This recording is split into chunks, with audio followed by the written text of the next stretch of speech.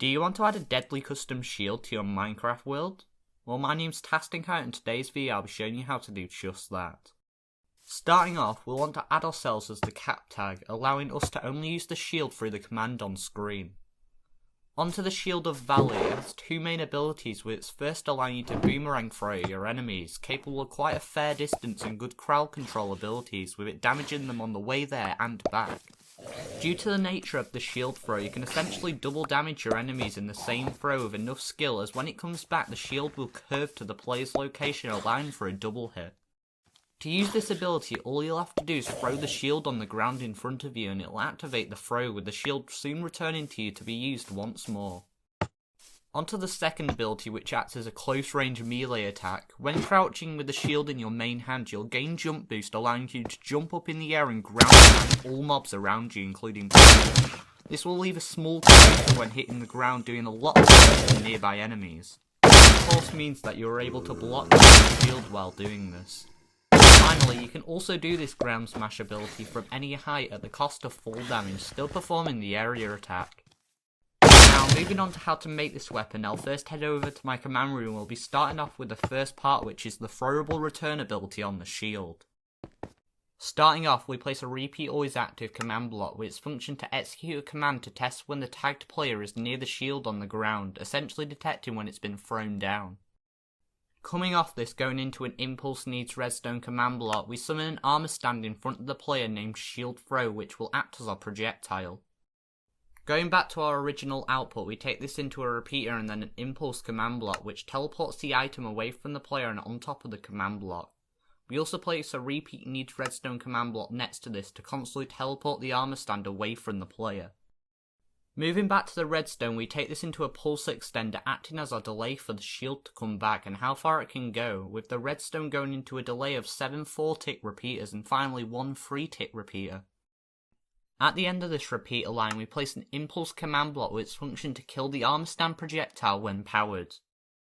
Moving on top of this, with the arrows facing upwards, we place a chain conditional always active command block, with its function being a set block command which you'll have to change to your own world's coordinates, with the location being the original command block which you place first, with, as you can see, mine being displayed on screen.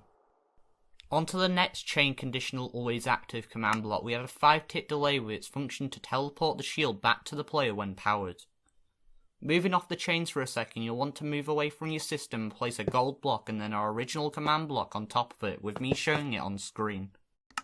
Once done, you'll want to place the final chain command block, with it being a clone command, to clone the command block location you just placed on the gold block for the first 6 numbers, and then finally the location, which is of course the location of our original command block. Essentially, what this is doing is temporarily removing the command block, so when the item gets teleported back to you, it doesn't double activate the system and then puts back the command block afterwards once the item has been picked up. We also add a 5-tick delay to this command block. Finally, next to the impulse command block, we place a repeat needs redstone command block with its function to kill all shield items on the ground, so when the armor stand is destroyed it kills the shield so you can't duplicate the item. Going back to our original command block, you'll want to copy the redstone layout on screen in front of me, which will be the return system. Once done, you'll want to take this output into a final 2 command blocks, with one being an impulse command block to turn the shield facing your way on return so it can curve, and finally a repeat needs redstone command block with a similar teleport command to what we saw before to teleport the armor stand back to us 1 block every tick.